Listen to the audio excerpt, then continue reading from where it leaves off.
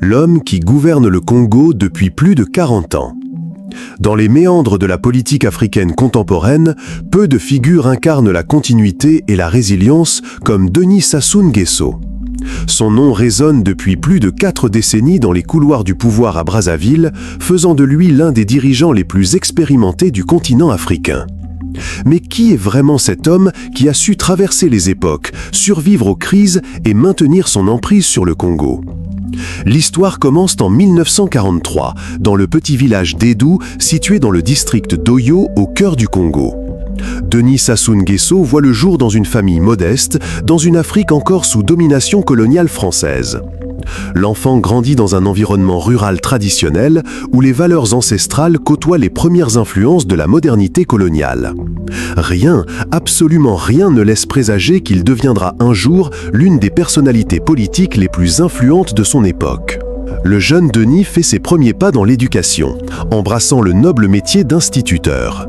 Dans les années 1960, enseigner représente un privilège et une responsabilité immense dans l'Afrique post-coloniale. Les enseignants sont les architectes de la nouvelle génération, ceux qui doivent former les citoyens de l'indépendance fraîchement acquise. Sassou Nguesso comprend rapidement l'importance stratégique de l'éducation dans la construction nationale. Cette expérience forge en lui une compréhension profonde des aspirations populaires et des défis sociaux de son pays. Cependant, le destin en décide autrement. En 1960, année symbolique de l'indépendance de nombreux pays africains, Denis Sassou Nguesso prend une décision qui changera radicalement le cours de sa vie. Il quitte l'enseignement pour intégrer l'armée congolaise. Cette transition de l'école vers la caserne n'est pas anodine. Elle reflète l'époque troublée que traverse l'Afrique, où les militaires jouent un rôle crucial dans la stabilisation des nouveaux États indépendants. Sa formation militaire l'emmène au-delà des frontières congolaises. Direction l'Algérie d'abord, pays frère qui vient de conquérir son indépendance après une guerre de libération sanglante. Là-bas, le jeune officier congolais découvre les réalités de la géopolitique africaine, les enjeux de la souveraineté nationale et l'importance de la défense territoriale. L'Algérie de Ben Bella et de Boumedienne lui enseigne les rudiments du leadership révolutionnaire et de la diplomatie panafricaine. La formation se poursuit en France, à l'imprestigieuse école militaire de Saint-Maxène. Cette expérience européenne enrichit considérablement sa vision du monde. Il côtoie des officiers de diverses nationalités, découvre les techniques militaires modernes et développe une compréhension fine des relations internationales. Ce passage en France lui offre également une perspective unique sur les rapports entre l'Afrique et l'ancienne puissance coloniale, une expérience qui s'avérera précieuse dans sa carrière politique future. De retour au Congo, le colonel Denis Sassou Nguesso gravit rapidement les échelons de la hiérarchie militaire et politique. Le pays traverse alors une période d'intense effervescence idéologique et politique. Les années 1970 sont marquées par l'influence du marxisme-léninisme en Afrique et le Congo n'échappe pas à cette vague révolutionnaire. Sassou Nguesso adhère au Parti congolais du travail, formation politique d'inspiration socialiste qui domine la scène politique nationale. L'ascension politique de Denis Sassou Nguesso s'accélère dans un contexte de grande instabilité. Le Congo des années 1970 connaît plusieurs coups d'État, assassinats politiques et changements de régime brutaux. Le président Marien Ngouabi, figure charismatique du marxisme congolais, est assassiné en 1977, plongeant le pays dans une crise profonde. C'est dans ce chaos qu'émerge la personnalité de Denis Sassou Nguesso, homme de compromis et de dialogue, capable de rassembler les différentes factions politiques et militaires. Le 8 février 1979 marque un tournant décisif dans l'histoire contemporaine du Congo et dans la vie de Denis Sassou Nguesso. À seulement 36 ans, il accède à la présidence provisoire de la République populaire du Congo. Cette nomination n'est pas le fruit du hasard, mais le résultat d'un savant équilibre politique et de sa capacité à fédérer autour de sa personne les différentes sensibilités du parti au pouvoir. Confirmé dans ses fonctions lors d'un congrès extraordinaire du PCT en mars 1979, il entame alors son premier mandat présidentiel. Les années 1980 représentent la première phase de consolidation du pouvoir de Denis Sassou Nguesso. Il gouverne un Congo officiellement marxiste-léniniste, aligné sur l'Union soviétique dans le contexte de la guerre froide. Cependant, contrairement à d'autres dirigeants africains de l'époque, Sassou Nguesso fait preuve d'un pragmatisme remarquable. Il maintient des relations avec l'Occident tout en respectant les alliances idéologiques officielles du pays. Cette diplomatie équilibrée lui permet de naviguer habilement dans les eaux troubles de la géopolitique mondiale. Sur le plan intérieur, les premières années de son règne sont consacrées à la stabilisation politique et au développement économique.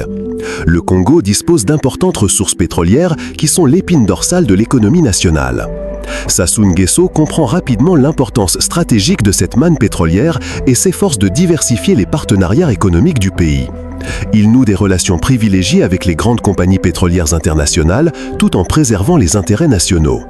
Cependant, l'histoire réserve à Denis Sassou Nguesso une épreuve majeure qui testera sa capacité d'adaptation et de survie politique. En 1990, le vent de la démocratisation souffle sur l'Afrique. La chute du mur de Berlin, l'effondrement de l'Union soviétique et les pressions internationales contraignent les dirigeants africains à accepter le multipartisme et l'alternance démocratique. Le discours de la Baule de François Mitterrand en juin 1990 conditionne l'aide française à l'Afrique à l'ouverture démocratique. Denis Sassou Nguesso, homme pragmatique par excellence, comprend que résister au changement serait suicidaire. Il accepte donc le processus de démocratisation et organise une conférence nationale souveraine en 1991. Cette instance, composée de représentants de tous les secteurs de la société congolaise, adopte une nouvelle constitution et prépare les premières élections multipartites de l'histoire du Congo indépendant. L'élection présidentielle de 1992 constitue un moment historique pour le Congo et un test crucial pour Denis Sassou Nguesso. Pour la première fois depuis l'indépendance, les Congolais peuvent choisir librement leurs dirigeants parmi plusieurs candidats. La campagne électorale est intense, les débats passionnés et l'enjeu considérable. Sassou Nguesso, fort de 13 années d'expérience présidentielle, part favori dans cette consultation. Cependant, le verdict des urnes réserve une surprise de taille. Denis Sassou Nguesso n'arrive qu'en 3e position avec environ 17% des suffrages, derrière Pascal Lissouba qui remporte l'élection avec 61% des voix au second tour face à Bernard Colelas. Cette défaite électorale représente un choc considérable pour l'ancien président, habitué au faste du pouvoir depuis plus d'une décennie.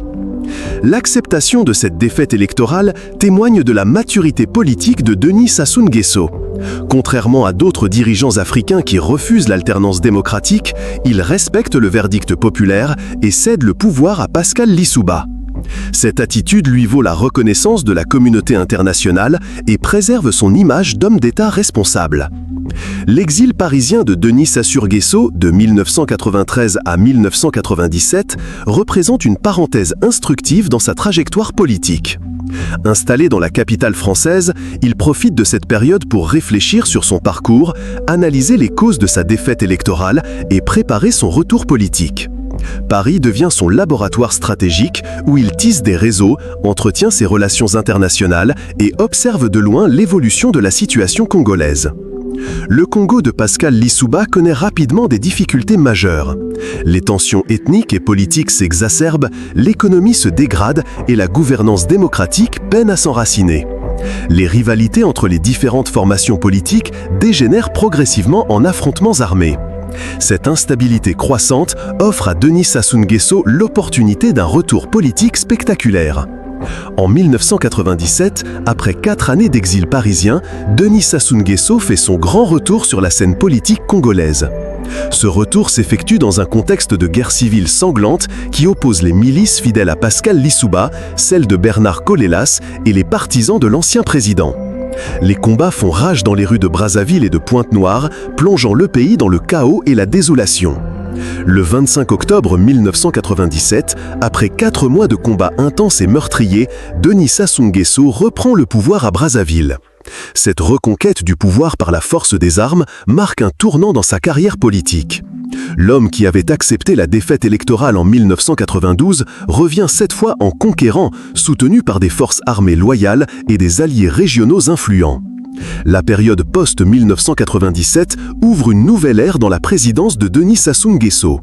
Fort de son expérience passée et de sa connaissance approfondie des rouages du pouvoir, il s'attelle à la reconstruction du pays dévasté par la guerre civile. La réconciliation nationale devient sa priorité absolue, conscient que la stabilité politique conditionne tout développement économique et social durable. Les années 2000 marquent la consolidation définitive du retour de Denis Sassou Nguesso au pouvoir. L'élection présidentielle de 2002 lui offre une légitimité démocratique renouvelée, même si l'opposition conteste la régularité du scrutin. Cette réélection lui permet d'entamer une nouvelle phase de son règne, caractérisée par une vision à long terme du développement congolais. La gouvernance de Denis Sassou Nguesso dans les années 2000 et 2010 se caractérise par plusieurs priorités stratégiques. La diversification économique devient un impératif face à la dépendance excessive aux hydrocarbures. Il lance plusieurs grands projets d'infrastructures, construction de routes, modernisation des ports, développement des télécommunications et amélioration du système éducatif. Ces investissements visent à transformer le Congo en hub économique de l'Afrique centrale. Sur le plan international, Denis Sassou Nguesso développe une diplomatie active et multidirectionnelle. Il entretient des relations privilégiées avec la France, ancienne puissance coloniale, tout en diversifiant les partenariats avec la Chine, la Russie, le Brésil et les pays du Golfe. Cette diplomatie pragmatique lui permet d'attirer les investissements étrangers nécessaires au développement du Congo. L'engagement de Denis Sassou Nguesso dans les affaires continentales s'intensifie au fil des années. Il joue un rôle de médiateur dans plusieurs crises africaines, notamment en République centrafricaine, au Tchad et plus récemment en Libye. Sa longue expérience politique et sa connaissance fine des enjeux régionaux font de lui un interlocuteur respecté par ses pairs africains et par la communauté internationale. En 2021, Denis Sassou Nguesso remporte un 4e mandat consécutif depuis son retour au pouvoir en 1997. Cette victoire électorale, bien que contestée par l'opposition, confirme sa domination sur la scène politique congolaise. À 78 ans au moment de cette réélection, il devient l'un des dirigeants africains les plus âgés encore en exercice. L'année 2024 illustre parfaitement l'activisme diplomatique continu de Denis Sassou Nguesso. En tant que président du Haut Comité de l'Union africaine, il s'implique personnellement dans la résolution du conflit libyen, effectuant des visites à Tripoli et Benghazi en décembre 2024. Cette médiation témoigne de son influence croissante dans la diplomatie africaine et de sa volonté de contribuer à la paix continentale. Ses vœux de Nouvel An 2025 à la nation congolaise révèlent ses préoccupations actuelles et sa vision d'avenir. Il souligne le climat de paix qui règne au Congo, contraste saisissant avec les turbulences des années 1990 et insiste sur l'importance du dialogue constructif pour consolider la cohésion sociale. Cette emphase sur la stabilité reflète les leçons tirées de son long parcours et sa détermination à préserver l'acquis démocratique.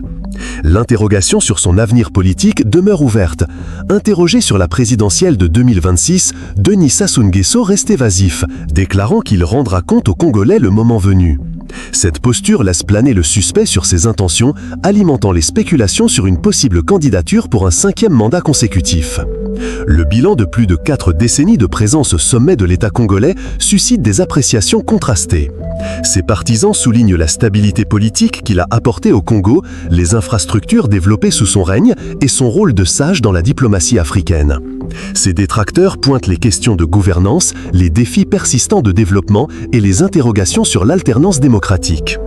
Au-delà des jugements politiques, Denis Sassou Nguesso incarne indéniablement une figure unique de la politique africaine contemporaine. Sa capacité à traverser les époques, à s'adapter aux mutations géopolitiques mondiales et à maintenir sa position de leader révèle des qualités exceptionnelles de stratège et d'homme d'État. Son parcours de l'instituteur de village au président de la République illustre les possibilités et les contradictions de l'Afrique post-coloniale. L'héritage de Denis Sassou Nguesso dépassera probablement sa personne. Il aura marqué une époque de l'histoire congolaise et africaine, incarnant à la fois les aspirations de stabilité et les questionnements sur la démocratie en Afrique. Son exemple inspire une réflexion profonde sur les voies du développement africain, entre tradition et modernité, entre autoritarisme et démocratie, entre stabilité et alternance. Dans un monde en perpétuelle mutation, où les certitudes d'hier s'effritent et où l'Afrique cherche sa place dans l'ordre géopolitique mondial, Denis Sassou Nguesso représente une forme de continuité rassurante pour certains, inquiétante pour d'autres. Sa longévité politique exceptionnelle en fait un témoin privilégié des transformations du continent africain et un acteur majeur de son histoire contemporaine. L'histoire jugera Denis Sassou Nguesso selon les critères de son époque et les résultats de son action. En attendant, il continue d'écrire les pages de l'histoire congolaise avec la détermination qui l'a toujours caractérisé, conscient de porter sur ses épaules les espoirs et les attentes de millions de Congolais qui voient en lui, pour le meilleur et pour le pire, le symbole de leur nation. Abonne-toi, partage, aime et commente pour plus de contenu comme celle-ci.